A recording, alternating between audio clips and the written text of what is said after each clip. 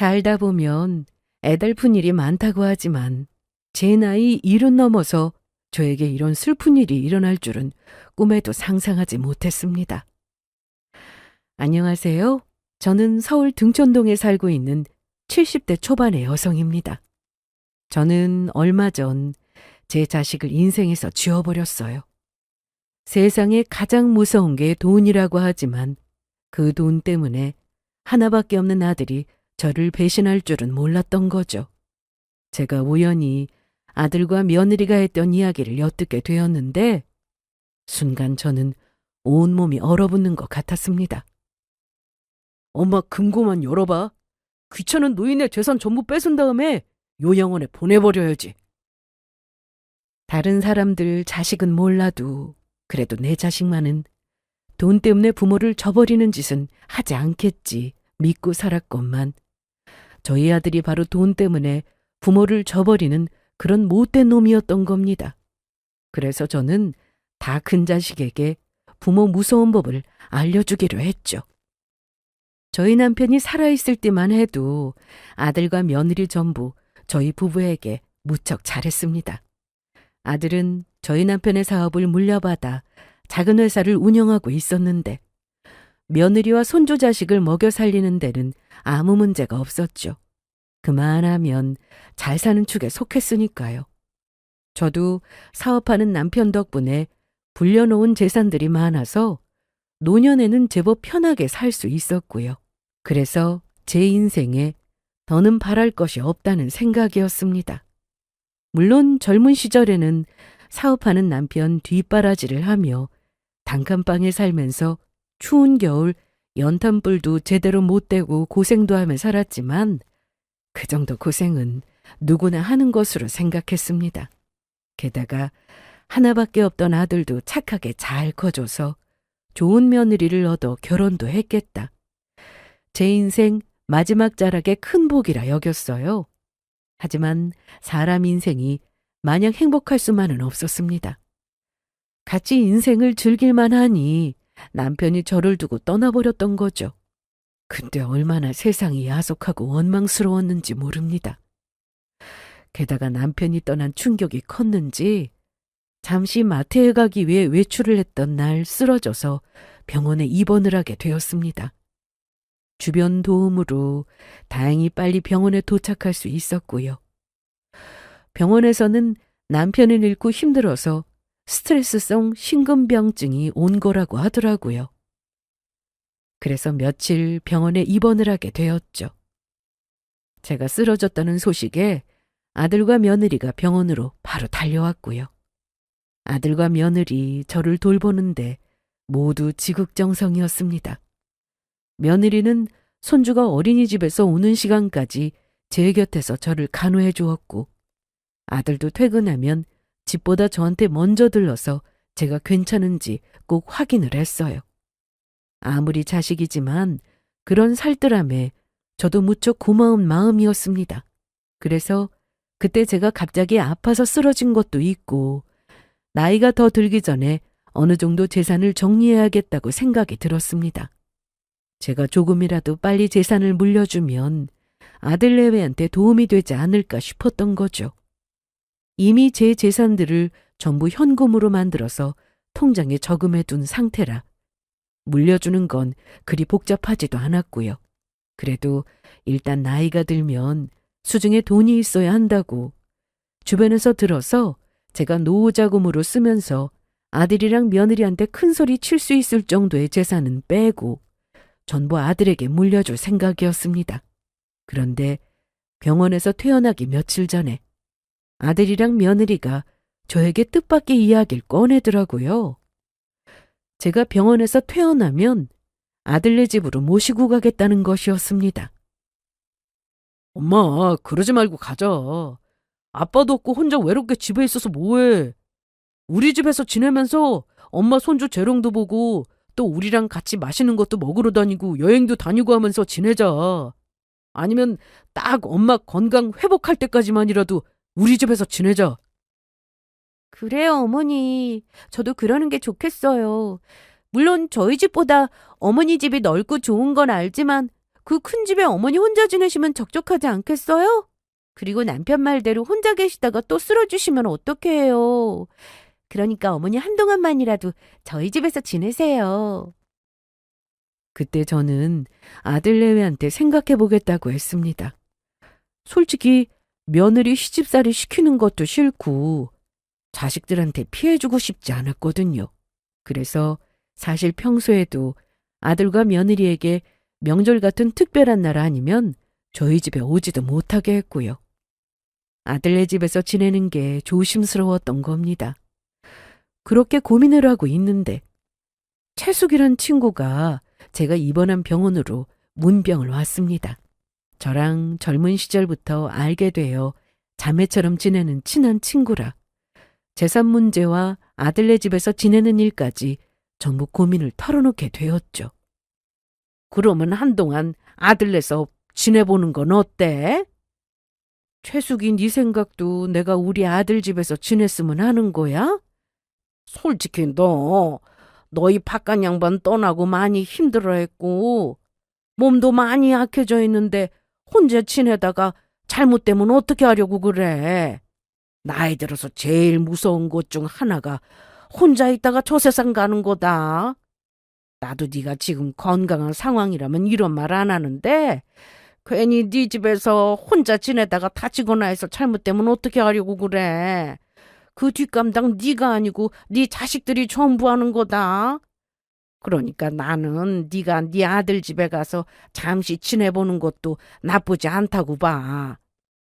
네 며느리 말대로 평생 같이 살자는 것도 아니고 몸 회복될 때까지만 지내라는 건데 그리 큰일도 아니잖아. 그리고 나는 이번이 아주 좋은 기회인 것 같아. 좋은 기회라니? 어떤 좋은 기회? 진짜 네 재산을 네 아들이랑 며느리한테 줘도 되는지 테스트할 수 있는 좋은 기회 말이야. 물론 네 아들이랑 며느리가 착한 거 네 주변에 모르는 사람들 없지만 아무리 내 배 아파 낳은 내 자식이라도 사람 속을 어떻게 알겠니? 우리처럼 나이 들면 내가 진짜 믿고 의지할 수 있는 무기가 되는 건 자식도 아니고 친구도 아니고 건강이랑 재산밖에 없다는 거야. 그러니까 너랑 네 바깥 양반이 젊어서부터 고생해서 모은 재산 진짜로 네 자식한테 물려줘도 되는지 이번에 잠깐 같이 살아보면서 테스트 해보라는 거지. 그래서 정말로 네 아들이랑 며느리한테 줘도 된다니 판단이 서면 물려주면 되는 거고 그게 아니다 싶고 잘 모르겠으면 좀 더 신중하게 생각해봐도 되고 그렇다는 거야. 너도 알고 있지?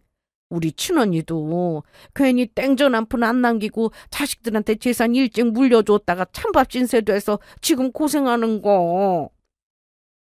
재산 물려주기 전까지만 해도 그렇게 잘하던 자식들이 재산 전부 물려주고 나니까 입 싹 닫고 아주 딴 사람처럼 변했다고. 그러니까 조심할 건 미리 조심하는 게 좋다고. 너도 이참에 아들네 가서 지내면서 네 아들이랑 며느리 잘하는 게 정말로 효심해서 그러는 건지 아니면 네 재산 파라고 그러는 건지 잘 살펴보라는 소리야. 돈 앞에서 부모 자식도 없다고 전부 믿으면 안 된다고 본다. 나야 뭐 자식들한테 물려줄 재산도 얼마 없고 내 죽을 때까지 절대 손에 쥐고 안 줄 생각이지만 말이야. 그때 친구 말이 일리가 있다는 생각에 저는 잠시 아들네서 지내보기로 마음먹었습니다. 남편도 떠나기 전 저에게 했던 말이 본인이 세상 떠나면 저 혼자 되는 거니 그때는 자식도 믿지 말고 스스로 잘 지키라고 했거든요. 그래서 남편은 제 재산도 아들한테 다 줄 생각 말고 저보고 잘 간수해야 한다고 했습니다. 만약 미리 정리하게 되더라도 절 지킬 정도의 재산은 꼭 손에 쥐고 있으라고요. 그래서 저는 딱 한 달만 아들네 집에서 지내기로 하고 병원에서 퇴원 후 못 이기는 척 아들과 며느리를 따라 아들네 집에서 지내게 되었어요. 아들과 며느리의 지극정성으로 몸과 마음도 빠르게 회복되었습니다. 그래서 아들과 며느리에게 참 고마운 마음이었어요. 그런데 어느 날 아들이랑 며느리가 저녁에 제가 좋아하는 코다리찜을 잘하는 맛집이 있다며 저를 데리고 가더라고요. 그런데 그곳에서 아들과 며느리가 제 눈치를 보더니 조심스레 이야기를 꺼냈던 겁니다. 갑자기 저에게 돈을 빌려달라는 것이었죠. 아들 사업이 많이 힘들어졌다면서 제 전 재산이 들어있는 통장을 아들에게 맡겨달라는 것이었어요. 엄마, 갑자기 이런 부탁해서 많이 놀랐지. 정말 미안해. 사실 그동안 엄마한테 말하고 싶었는데 아빠 돌아가신 지 얼마 안 됐는데 그러면 엄마가 더 힘들 것 같아서 말 못했어. 어머니, 이러다가 정말로 남편 사업 망하면 어떡해요? 이러다가 저희 가족 전부 길거리에 남게 되면 어떻게 하느냐고요? 어머니, 저희 좀 살려주세요.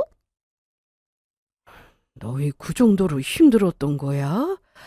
그래도 한두 푼 빌려달라는 것도 아니고 그렇게 큰 돈을 너희한테 빌려주려면 나도 고민을 좀 해봐야 할 것 같구나. 일단은 생각해보고 이야기해줄게. 마리아 생각해본다고 했지만 그때까지만 해도 아들 사업이 힘들다는 말에 저는 도와줄 생각이었습니다. 원래 계획처럼 제 노후 자금만 빼고 아들 내외에게 빨리 물려주자 싶었죠. 그러나 뭐든 확실한 게 좋다고 돈을 빌려주게 되더라도 아들 내외가 하는 이야기가 진짜인지 확인하기로 했습니다. 돈 앞에서는 부모 자식도 없다던 채숙의 말이 자꾸만 떠올랐던 거죠. 게다가 남편이 떠나기 전 저에게 신신당부한 것도 있고 함부로 행동하지 말자는 것이었습니다. 그래서 저는 아들 내외 몰래 정말로 아들 사업이 어려운지 확인을 해보기로 했습니다. 제가 마음만 먹으면 며느리가 했던 말이 사실인지 아닌지 알아낼 수 있었거든요. 아들이 저희 남편 회사를 물려받아서 하는 것이니 저희 남편이 살아있을 때부터 같이 일하던 거래처 사장님들에게 연락만 해도 금세 알아낼 수 있었으니까요. 그래서 저는 몰래 남편 살아있을 때부터 알고 지내던 지금은 아들과 거래하고 있는 거래처 사장님 한 분께 연락을 했습니다. 저희 남편이랑 젊은 시절부터 형 동생 하던 친했던 사이라 저와도 가끔 연락하며 지냈던 분이었죠. 사모님, 그동안 잘 지내셨어요? 형님 떠나시고 많이 힘드셨을 텐데 지금은 괜찮아지신 겁니까? 제 사장님 안녕하세요. 저요 남편 떠나고 조금 힘들긴 하지만 그래도 받아들이려고 노력하고 있습니다. 제가 힘들어하면 옆에서 아들이 걱정을 많이 해서요. 그런데 최 사장님, 제가 긴히 물어볼 게 있어서 연락드렸는데 물어봐도 될까요? 그럼요. 형님 생각하면 무엇이든 제가 말씀드릴 수 있는 건 드려야죠. 그래서 어떤 것 때문에 그러십니까? 혹시 저희 아들 회사가 요즘 많이 어려운가요? 진용이 회사요? 아니요, 전혀 그런 거 없습니다. 요즘 경기가 안 좋아서 다들 고생하는 것도 사실이지만 그래도 진용이 회사는 형님이 살아계실 때 기반도 탄탄히 닦아놨고 그렇다고 경기를 크게 타는 것도 아니라서 나쁘지 않게 잘 굴러가고 있어요. 형수님, 그런데 갑자기 왜 물어보시는지... 혹시 진용이가 회사가 어렵다고 하던가요? 아닙니다. 그냥 부모 된 입장에서 걱정돼서 여쭤봤던 거예요. 혹시 저희 아들이 제가 이런 거 물어본 거 알면 걱정할 수도 있으니 최 사장님은 모르는 척 해주세요. 그러셨군요. 알겠습니다. 형수님 말씀대로 모르는 척하고 있겠습니다. 너무 걱정 마세요. 저는 놀란 심장을 부여잡으며 얼른 전화를 끊었습니다. 분명히 며느리 말로는 저희 아들 회사가 내일 당장 망할 수 있을 정도로 힘들다고 했는데 옆에서 같이 일하는 거래처 사장님의 말은 그게 아니었으니까요. 그러니 이런 의문이 들더라고요. 아들과 며느리는 왜 저에게 아들 회사가 어렵다고 도와달라고 거짓말까지 하면서 저에게 돈을 뜯어내려 했던 것인지 말이에요. 그리고 정말로 저의 재산을 노리고 있는 것이라면 그동안 아들과 며느리가 저에게 잘해주었던 행동들 전부 제 재산을 노리고 했던 연기란 소리였습니다. 그러고 나자 아들이며 며느리며 저에게 했던 잘해주었던 행동들 전부가 진심이었는지 의심이 들기 시작했죠. 그래도 일단은 섣불리 행동하기 전에 다른 사정이라도 있는 것은 아닌지 조금 더 살펴보기로 했습니다. 아들과 며느리가 저에게 돈을 요구했던 이유 중 혹시 제가 걱정할까봐 말하지 못한 사정이 있지 않았을까 했던 겁니다. 어쩌면 그렇게 믿고 싶었는지도 모르지만요. 그런데 며칠 후 제 인생에서 잊을 수 없는 비참한 진실과 마주하게 됩니다. 손자가 어린이집을 다녀와 놀이터에서 놀고 싶다고 해서 데리고 나가게 되었죠. 그래서 노는 걸 지켜보고 있다가 손주가 목마르다고 해서 근처 편의점에 가서 초코우유 하나를 사줬습니다. 그런데 손자가 초코우유 먹다 말고 저한테 깜짝 놀랄 만한 말을 했던 겁니다. 할머니, 그런데 할머니 돈 없어져서 거지되면 앞으로 어떻게 살아? 응? 할머니가 왜 돈이 없어? 할머니 나이 들어서 돈 없을까봐 걱정하는 거야? 우리 다빈이가 할머니 위해서 그런 걱정도 다 해주고 기특하네. 하지만 그런 걱정할 필요 없어요. 다빈이가 아직 어려서 몰라서 그러는데 할머니 돈 아주 많은 부자야. 그게 아니고, 할머니 부자라서 아빠랑 엄마랑 짜고 할머니 돈 전부 뺏을 거라고 했어. 그러면 할머니 거지된대. 할머니 돈 뺏고 나면 아빠랑 엄마랑 할머니 요양원 보내버린다고 했어. 그러면 할머니 다빈이랑 이제 못 보는 거야? 다빈이는 할머니랑 평생 지금처럼 같이 살고 싶은데. 그래야 할머니가 내가 좋아하는 초코우유도 맨날 맨날 많이 사줄 수 있잖아. 할머니 요양 안 가면 안 돼? 요양이라니? 그게 무슨 소리니? 혹시 다빈이가 지금 말하는 요양이 요양원 말하는 거야? 아빠랑 엄마가 정말로 할머니 돈 전부 뺏고 요양원 보낸다고 했어? 응! 할머니 재산 뺏어야 우리가 부자가 될 수 있대. 할머니, 이건 비밀이니까 할머니만 알고 있어? 나 할머니랑 헤어지기 싫어서 아빠, 엄마 몰래 말하는 거니까. 그 순간 저는 그만 자리에서 주저앉을 뻔했습니다.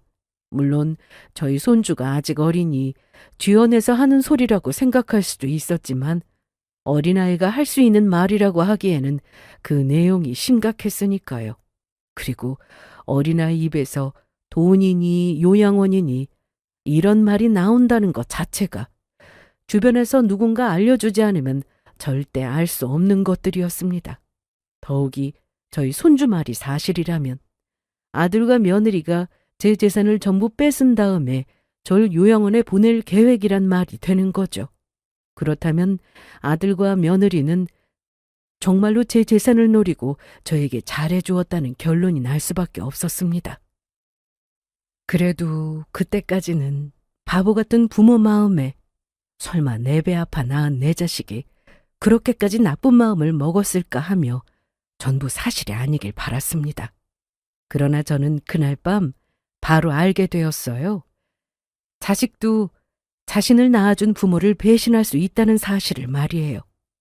아주 철저히 깨닫고 말았죠.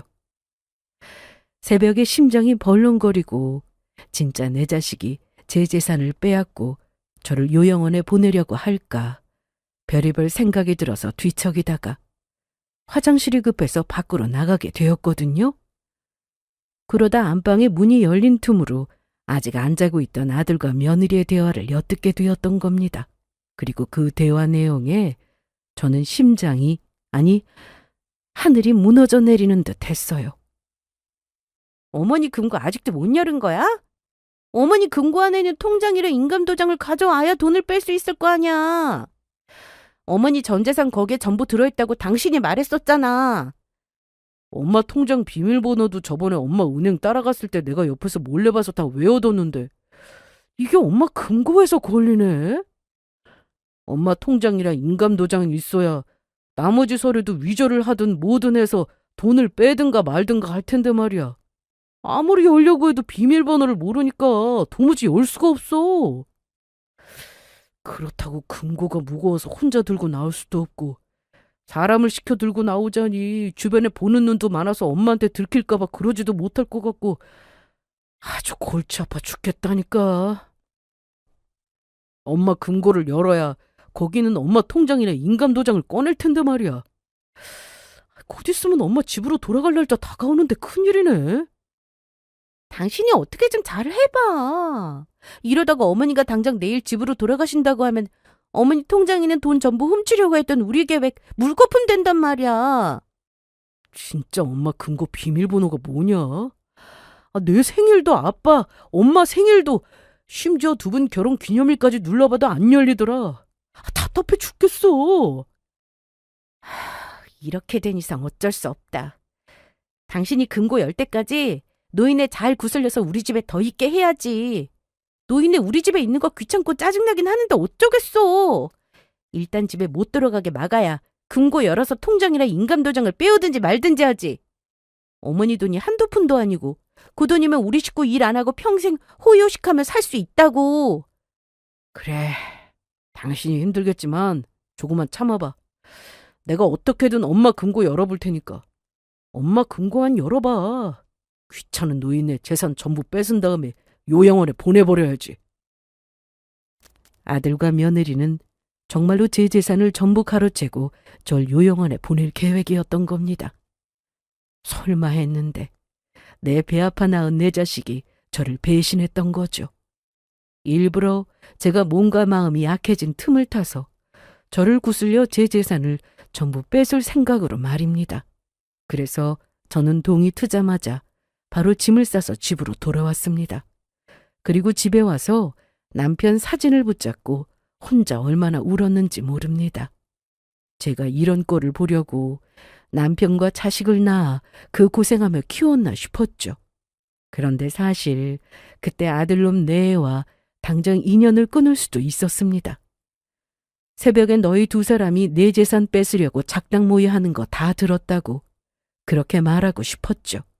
마음 같아서는 당장 그러려고 했고요.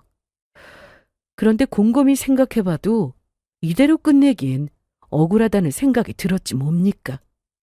아들과 며느리에게 상상도 못할 따끔한 맛을 보여주고 연을 끊어도 끊자 싶었습니다. 그래서 저는 일단 아들네와가 벌이는 일을 모르는 척 연기를 하기로 했습니다.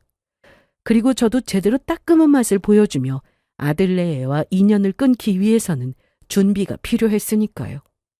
어디까지 가나 보자 싶었던 것도 있었고요. 그런데 제가 사라진 사실에 아들과 며느리가 놀랐는지 바로 저희 집으로 달려왔더라고요. 저희 집 금고에서 제 통장이랑 인감도장을 훔쳐와야 하는데 제가 집에 돌아와 있으니 그럴 수가 없게 되어 똥줄이 탄 것이죠. 엄마, 갑자기 사라지면 어떡해. 나 엄마 잘못된 줄 알고 깜짝 놀랐잖아. 그래요, 어머니. 어머니가 사라져서 저희가 얼마나 걱정했는데요. 저 어머니 없이는 못 산단 말이에요. 얘들은 내가 죽은 것도 아니고 뭐 그런 일로 놀라고 그러니? 그냥 나도 내 집에 있고 싶어서 온 거다. 엄마, 그러지 말고 다시 우리 집에 가자. 엄마 아직 몸도 다 회복 못했는데 여기서 혼자 있으면 아빠 생각나고 힘들어서 안 돼. 어머니, 남편 말대로 하세요. 다시 저희 집에 가요. 싫다. 내가 왜 니들 집에 가니? 어머니, 갑자기 싫다니요. 어머니도 저희 집에 있는 거 좋아하셨잖아요. 좋기는 뭐가 좋냐. 솔직히 너희 집에서 지내느라 눈치 보이고 내가 하루라도 편히 지내는 줄 아니? 그리고 내가 나이 들어서 그런지 사람 많은 것도 싫고 나 혼자 지내는 게 편하다. 나는 내 집이 좋으니까 강요 말아라. 저는 그렇게 딱 잘라서 자기들 집에 가자는 아들 내외의 말을 거절했습니다. 모르면 몰랐을까. 저를 아들네 집에 끌어들이려는 이유를 안 이상 그 술수에 넘어갈 마음이 없었어요. 그런데 아들과 며느리를 혼내줄 기회를 제가 고민할 필요도 없이 두 사람이 저에게 만들어 주었습니다. 어느 날 아들과 며느리가 제가 걱정된다며 먹을 음식을 해와서 뜬금없는 이야기를 했던 거죠. 엄마, 조금 있으면 엄마 생신이기도 하고 그래서 집사람이랑 나랑 엄마한테 줄 아주 큰 선물을 준비했어. 선물? 무슨 선물? 엄마, 놀라지 말고 잘 들어. 우리가 엄마 해외여행 보내주려고. 그래서 엄마 혼자 가면 적적하니까 엄마랑 제일 친한 채숙이 아줌마랑 같이 보내줄 생각이야. 어때? 엄마 상상만 해도 너무너무 좋지? 그래요, 어머니. 아버님 돌아가시고 계속 우울해하셨는데 외국 나가서 콧바람도 쐬시고 그러다 보면 기분 전환도 되고 좋을 거예요. 저를 위해 해외여행을 보내주려고 하는 것처럼 말했지만 저는 아들 내외가 저에게 왜 그런 권유를 했는지 전부 눈치채고 있었습니다. 제가 저희 집으로 돌아오고 나서 제 금고에 있는 통장과 인간도장을 노릴 수 없게 되었으니 저를 아예 해외로 보내버리고 제 금고를 털 작정이었던 거죠. 그래서 저도 그때 아주 옳다구나 했습니다. 이 기회를 잘 잡으면 아들 내외에게 눈물이 쏙 빠지는 혼주를 내줄 수 있을 것 같았거든요. 그래서 저는 모르는 척 아들 내외가 해외여행을 보내준다는 말에 아주 신이 난 것처럼 이야기했습니다. 세상에, 그게 정말이냐? 나야 내 자식이 해외여행 보내준다는데 기분 좋지. 그런데 너희들 지금 애비 사업 때문에 힘들다고 하지 않았어? 그런데 내 해외여행은 어떻게 보내주려고 그래? 엄마 그건 걱정하지 마.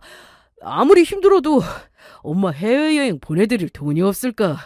돈은 내가 알아서 할게. 그러니까 엄마는 그런 걱정하지 말고 얼른 다녀오셔. 그래? 그러면 나야 고맙지. 그래서 여행 어디로 보내줄 거니? 되도록 좋은 데로 보내줬으면 좋겠다. 유럽이 좋으려나? 아니면 하와이? 집사람이랑 나랑 엄마 하와이로 보내드리려고. 그러니까 채숙이 아줌마랑 재미있게 잘 지내다가 와. 엄마가 좋아하니까 너무 좋다. 안 그래, 여보? 진짜로 좋네. 그런데 엄마, 내가 엄마한테 한 가지 물어보고 싶은 게 있는데 나한테 꼭 알려줬으면 좋겠어.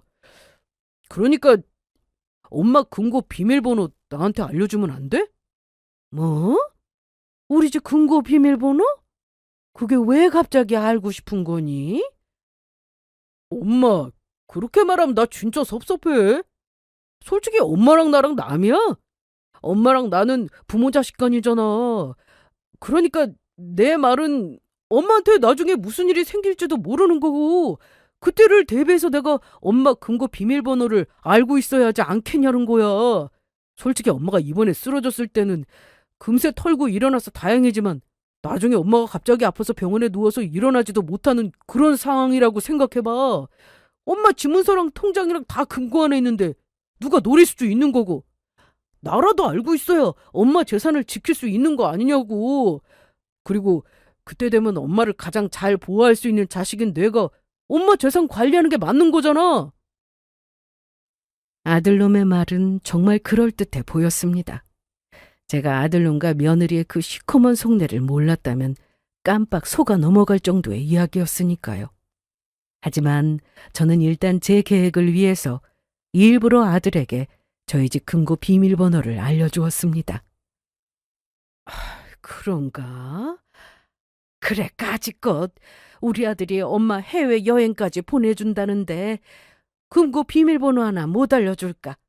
알겠다. 엄마가 금고 비밀번호 알려줄게. 진짜야?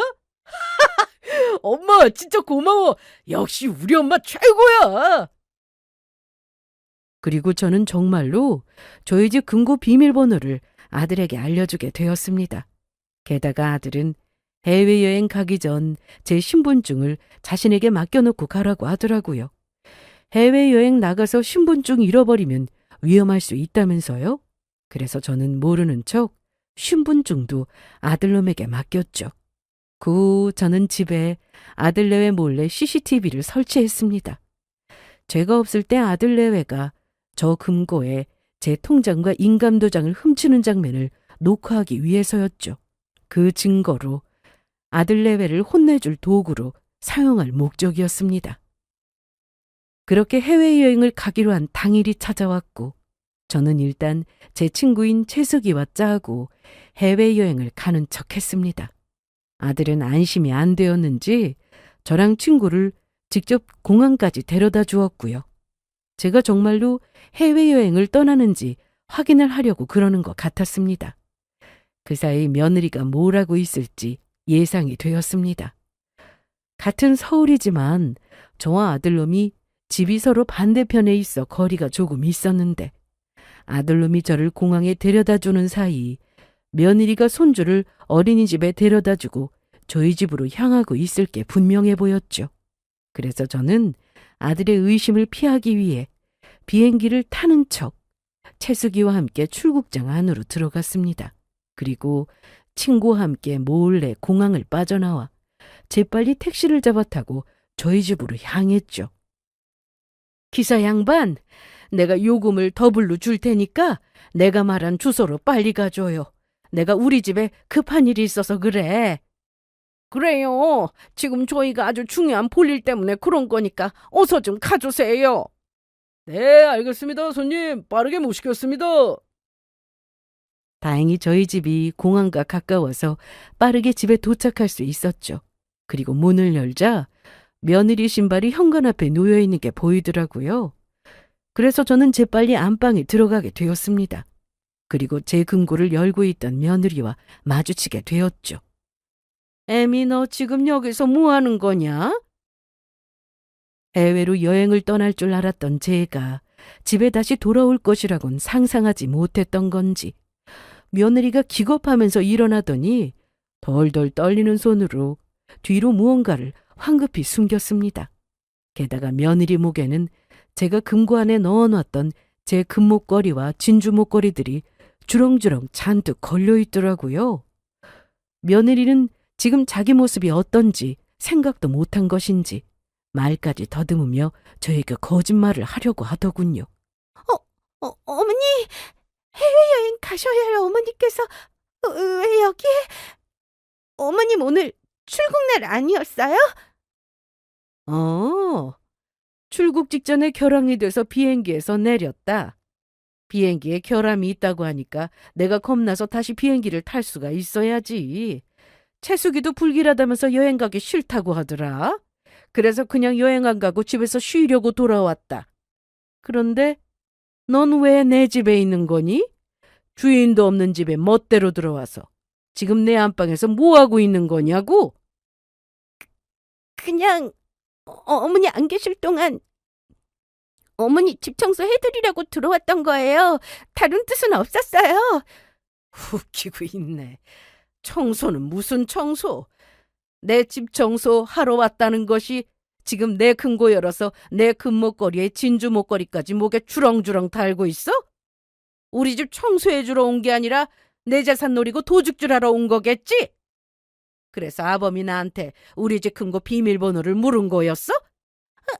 아니에요, 어머니. 금고는 그냥 저절로 열렸던 거란 말이에요. 어머니 금고가 고장났나 봐요. 그리고 이 목걸이들은 너무 예뻐서 제가 한번 차봤던 거지. 절대로 다른 뜻은 없었어요. 정말이에요. 그래? 그러면 네 손 뒤에 숨긴 건 뭐냐? 너 뒤에 감춘 거 어디 한번 보여봐라. 정말로 네 말이 사실이라면 네 손에 아무것도 들려있지 않을 거 아니냐? 그러니까 당장 네 손에 있는 거 내놓아 보라고!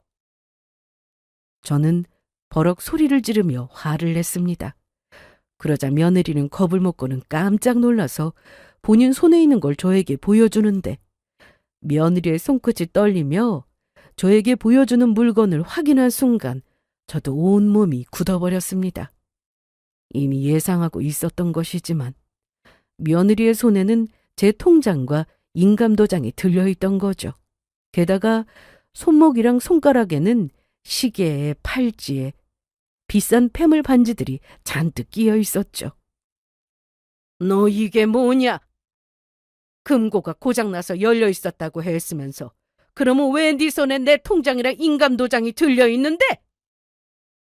그러자 며느리는 화들짝 놀라며 제 앞에 무릎을 꿇었습니다. 어머니, 잘못했어요. 제발 한 번만 용서해 주세요. 그때였습니다. 그제야 저를 공항까지 데려다준 아들놈이 저희 집에 도착해 들어오더라고요. 그리고 왜 저희 집에 찾아왔는지야 뻔했습니다. 며느리와 제 금고를 털기 위해서였죠. 아들놈은 저를 보자마자 기겁해서 놀라며 물었어요. 엄마가 여기는 어떻게 있어? 엄마 지금 비행기 탄 거 아니야? 어떻게 지금 엄마가 집에 있을 수 있느냐고? 내가 내 집에 있는 게 잘못이냐? 니들이 내 재산 노리고 우리 집 금고 털려고 하는 계획 알고 있어서 그거 막으려고 왔다. 왜? 여보, 어떡하면 좋아. 어머니 금고 털어서 통장 훔치려고 했던 거 전부 들통났단 말이야. 어머니, 잘못했어요. 한 번만 용서해 주시면 다시는 안 그럴게요. 그때 제가 어머니께 말씀드렸지만 남편 회사가 너무 어렵다 보니까 어떻게 남편 회사 살리려고 그랬던 거예요. 다른 뜻은 없었고요. 그래 엄마, 우리 한 번만 봐주라. 정말로 회사가 너무 어렵다 보니까 돈이 갑자기 필요해서 그랬어 엄마. 그러니까 엄마 통장에 있는 돈 우리한테 주면 안 돼? 이번에 어려운 고비 넘기고 돈 벌면 내가 배로 쳐서 엄마한테 갚을게. 이렇게 부탁해. 아들놈의 말에 저는 온 힘을 다해 아들놈의 뺨을 후려쳤습니다. 그러자 아들이 놀라서 저를 쳐다보더라고요. 엄마, 지금 너 때린 거야? 이 괘씸한 놈. 이놈이 지 엄마 이젠 힘없고 늙었다고 끝까지 속이려고 드네. 어느 자식이 힘들다고 부모 재산을 훔쳐? 그렇게 힘들면 다시 한번 도와달라고 말하면 될 것이지. 그리고 내가 모를 줄 알아? 너 내 통장에 있는 전 재산 훔치고 나서 나 요양원에 보내려고 했던 거 내가 모를 줄 알았냐고! 예전에 너희 두 사람이 내 재산 뺏고 나 요양원 보내려고 했던 거 내가 직접 들어서 이미 다 알고 있었다. 그리고 회사가 어렵기는 뭐가 어려워! 이미 나도 다 알아봤어. 너 회사 어렵다고 했던 것도 전부 거짓말이더라. 니들이 그러고도 사람이냐? 아무리 돈이 좋아도 그렇지 어떻게 부모 재산을 훔치려고 들어! 이 뻔뻔하고 추잡한 것들. 내 재산 절대로 니들한테 못 주니까 꿈도 꾸지 마! 그러자 조금 전까지 저한테 잘못했다고 빌고 나오던 아들놈의 태도가 180도 돌변했습니다. 아들놈이 도리어 저에게 화를 내며 나왔던 거예요. 그래, 나 엄마 재산에 욕심이 좀 났어. 솔직히 엄마가 그 나이에 그 많은 재산 가지고 뭐 할 거야? 죽어서 저승 갈 때 가지고 갈 것도 아니면서 다 늙어서 무슨 호사를 누리겠다고 그 많은 돈을 손에 쥐고 안 놓고 있는 거냐고. 솔직히 엄마한테 자식이라고는 나 하나밖에 없는데 나한테 좀 나눠주면 안 되는 거냔 말이야. 엄마야말로 너무 욕심 많은 거 아니야? 그리고 엄마가 정 나한테 엄마 재산 주기 싫으면 나도 다 방법이 있어. 뭐라고 이놈아? 지금 내 재산이 네가 벌어서 모은 재산이냐? 나랑 네 아빠가 젊어서부터 열심히 벌어서 모은 내 재산이야. 그런데 내 재산 가지고 내 마음대로 하겠다는데 어디가 욕심이 많은 건데? 그리고 내가 정 주기 싫으면 방법이 있다니 그게 무슨 소리야? 당장 내 통장이랑 인감도장 내놔! 내 통장이랑 인감도장 절대로 못 가지고 간다. 그리고 저는 며느리의 손에 있던 제 통장과 인감도장을 뺏으려고 했습니다. 그러자 아들과 며느리가 합심해서 뺏지 못하게 버티더라고요. 그러자 채숙이도 나서서 제가 통장과 인감도장 뺏는 걸 도와주려고 했죠. 여보, 우리 엄마 막아. 절대로 통장이랑 인감도장 뺏기면 안 된다고. 엄마, 당장 그만두지 못하겠어? 알았어, 여보. 걱정하지 마. 이 미친 것들. 니들은 네 엄마한테 미안하지도 않냐? 어떻게 부모 금고를 털 생각을 해? 아줌마가 무슨 상관인데요? 우리 가족 일이니 제3자는 빠지시라고요. 그렇게 저와 채숙이는 아들과 며느리를 상대로 실랑이를 하다가 아들과 며느리의 힘에 못 이겨 통장과 인감도장을 빼앗긴 채 바닥에 넘어지고 말았죠. 그러자 아들이 며느리의 손을 잡고 바로 도망치려고 하더라고요. 여보, 지금이야. 지금 당장 은행 가서 엄마 돈 전부 꺼내버리자. 그 모습에 저는 자리에서 일어났습니다. 그리고 도망치는 아들과 며느리를 향해 아주 큰 소리로 웃어주었어요.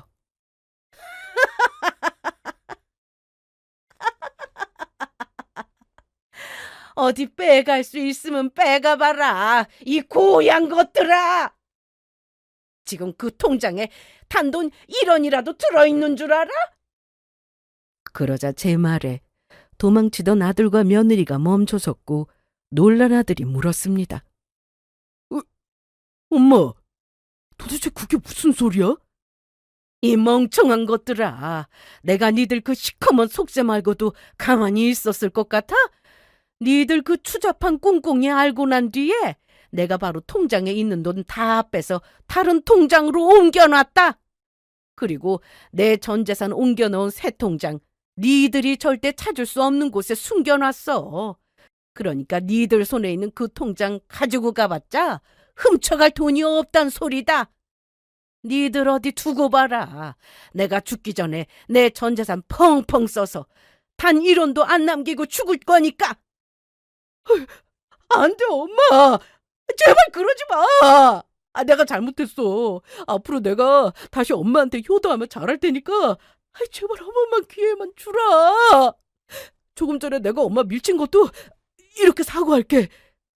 그래요, 어머니. 남편 말대로 저희가 어머니 돌아가실 때까지 평생 효도하며 살게요.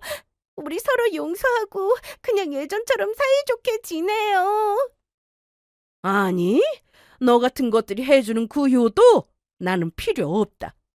니들 얼굴을 보고 사느니 혼자 무인도 가서 사는 게 나아. 그게 더 행복하겠어. 니들이랑은 오늘로써 영원히 인연 끝이다. 그리고 저는 제가 가지고 있던 서류 하나를 아들놈에게 건네주었습니다. 그러자 아들놈이 그걸 보더니 눈이 휘둥그레지더라고요. 너, 네 아빠 살아계실 때 돈 빌려가면서 쓴 네 차용증 사본이다. 너 이미 유류분 가지고 가서 네가 내 재산에서 가지고 갈 수 있는 것은 영원히 없을 거라고 그거 알려주려고 보여주는 거야. 그러니까 나 죽어도 내 재산 니들은 절대 못 가지고 간다고 알려주려고 이거 보여주는 거라고. 원래는 나 쓰러지고 나서 니들 걱정도 되고 사업도 어렵다고 하니 내 재산 어느 정도 정리해서 니들 주려고 했다. 그런데 이제는 그런 마음도 싹 사라지고 니들 얼굴 보는 것만으로도 징글징글해. 내가 자식을 낳아 키웠는지 알았는데 인제 보니 낳아준 부모 배신하는 도둑놈을 내 새끼라고 착각하고 키웠어. 이 불효막심한 놈. 천하에 둘도 없는 나쁜 놈. 네가 아무리 다 큰 자식이어도 부모 무서운 거 알고 살아. 이미 내가 경찰에 신고해서 경찰관들 오고 있고 그러니까 당장 내 집에서 나가. 지금 내가 부른 지원군들도 우리 집으로 이미 오고 있다고. 그와 동시에 저희 집으로 지원군들이 도착했습니다. 친구들에게 제 사정을 이야기하며 오늘 계획을 말하고 도와달라고 하자 저를 도와주기 위해 찾아와 주었던 겁니다. 채숙이가 저와 둘이서는 감당이 안 될 수도 있으니 친구들에게 도움을 청하자고 저에게 권유를 했었거든요. 솔직히 나이 든 몸으로 젊은 아들과 며느리를 저와 채숙이 둘이서 상대하는 것도 한계가 있고 무슨 일이 일어날지도 알 수 없는 것이었으니까요. 친구들은 채숙이와 함께 제 통장과 인감도장이며 폐물까지 들고 도망치려는 아들과 며느리를 보더니 바로 애워쌌습니다. 야, 네가 사람 새끼냐? 네 엄마가 너를 낳고 기르느라 얼마나 고생을 했는데 네 마누라랑 네 엄마 집을 털 생각을 하냐? 너는 도둑보다도 더 악한 놈이야. 이런 놈이 사람이야? 내 아들은 결혼하고 지 마누라랑 지 새끼만 알아도 너처럼 부모 재산 뜨고 요양원 보낼 생각은 안 한다. 얘들아 뭐하냐? 이 짐승보다 못한 거 당장 이 집에서 내쫓자. 친구들은 합심해서 아들과 며느리를 혼내준 뒤 제 통장이랑 인감도장이랑 폐물과 제가 아들에게 맡겨놓은 제 신분증까지 전부 빼앗고는 저희 집에서 쫓겨났습니다. 그러자 아들 며느리는 울면서 난리도 아니었죠. 그 후 친구들은 당연히 아들과 며느리에게 뺏은 통장과 인감도장이랑 폐물과 신분증 모두 저에게 다시 돌려주었고요. 아니야, 이럴 수는 없어. 가만히만 있었어도 엄마 재산 받을 수 있었는데 괜히 욕심부리다가 받을 수 있는 재산도 못 받게 되고 이게 뭐냐고. 아유, 억울해. 어머니, 제발 한 번만 용서해 주세요. 어머니, 이대로는 억울해서 못 끊는다고요. 그냥 있었어도 받을 수 있는 재산인데 괜히 욕심부리다가 전부 잃고 이게 뭐야. 웃기고들 있네. 얘들아, 저것들 재수 없으니까 소금 뿌리자. 그리고 내쫓긴 아들과 며느리의 면상에 친구들은 소금을 한 바가지 된통 뿌려주었죠. 그렇게 따끔하게 혼이 나서 저희 집에서 쫓겨났습니다. 아들과 며느리가 저희 금고에서 제 폐물과 통장을 훔치려는 CCTV 영상까지 녹화가 돼서 다시는 저에게 접근하지 못할 증거까지 만들어 놓게 되었고요. 그리고 아들 내외는 제가 신고한 경찰들이 저희 집에 도착하자 제대로 혼이 나서 돌아갔습니다. 그렇게 저는 아들과 며느리와 연을 끊게 되었어요. 친족이라 아들과 며느리가 제 폐물과 통장과 인감도장을 훔치려던 일을 법적으로 처벌받을 수 있을지 아닐지는 잘 모르겠지만 저에게 연락하거나 저희 집에 찾아오면 바로 경찰에 스토킹으로 신고한 후 제 재산을 갈취하려고 했던 행동들까지 전부 고소해버릴 거라고 잔뜩 겁을 주었습니다. 그리고 벌 못 받게 하더라도 저에게 접근해 제 앞에서 알짱거리면 아들 내외가 저에게 한 짓을 인터넷에 확 뿌려버리겠다고 했어요. 그렇게 되면 아들과 며느리가 사회에서 매장되는 것은 시간 문제였으니까요. 그리고 제가 법을 잘 모르지만 만약에 아들과 며느리의 만행을 인터넷에 폭로한 일로 두 사람이 저를 고소해 제가 교도소에 가게 돼도 늙은 나이에 교도소에 가봤자 무서울 것도 없었습니다. 가게 돼도 그 전에 제 재산을 전부 아들놈 내외가 못 만지도록 잘 처리하고 가면 되었고요. 그래서 그런지 아들 내외는 겁을 먹고는 다시는 제 앞에 나타나지 못했습니다. 그리고 얼마 후 저는 아주 뜻밖의 사실을 알게 되었습니다. 아들 지인을 통해 들은 소식인데 아들놈이 빚을 아주 많이 줬더라고요. 그러니까 그게 사업 빚이 아니라 며느리랑 같이 무슨 가상화폐에 투자를 한다고 헛바람이 들어서는 대출까지 받아서 돈을 썼다가 알거지가 된 거였습니다. 아마도 그것 때문에 제 재산을 노렸던 것 같고요. 한마디로 무모하게 돈 욕심을 부리다가 인생을 망치게 된 것입니다. 그래서 아들이 버는 돈들이 전부 그 빚을 갚는 데 들어가고 있다고 합니다. 며느리도 안 되겠는지 가사도우미 일을 시작했다고 하고 아들놈은 퇴근하고 나서 배달 일을 하고 있다고 해요. 그렇게 몇 년 고생하다 보면 정신을 조금은 차리지 않을까 하는 마음입니다. 저도 아들 내외가 진심으로 반성하기 전까지는 절대로 용서해줄 생각이 없고요. 다만 저희 손주가 대학에 들어갈 때 대학 생활하며 필요한 등록금과 용돈 얼마는 제가 남겨주려고 합니다. 저희 자식이 죄를 지은 것이지 저희 손주가 죄를 지은 것은 아니니까요. 한동안은 제가 자식을 잘못 키워 이렇게 된 것은 아닌지 상심을 많이 했었는데 친구들 말로는 어디 자식이 부모 뜻대로 되느냐고 하더라고요. 자식에겐 자식 인생이 있고 부모에게는 부모 인생이 있는 것이니 남은 생은 제 인생을 살아보라고 조언도 해주었습니다. 그래서 저는 젊은 시절부터 배우고 싶었던 그림도 배우고 친구들이랑 영화도 보러 다니고 또 평일 중간중간에는 거동하기 힘든 저보다 나이 많은 어르신들 목욕 봉사도 나가고 있습니다. 채숙이를 비롯해 친구들에게 고마워 단체로 같이 제 돈으로 해외여행도 다녀왔고요.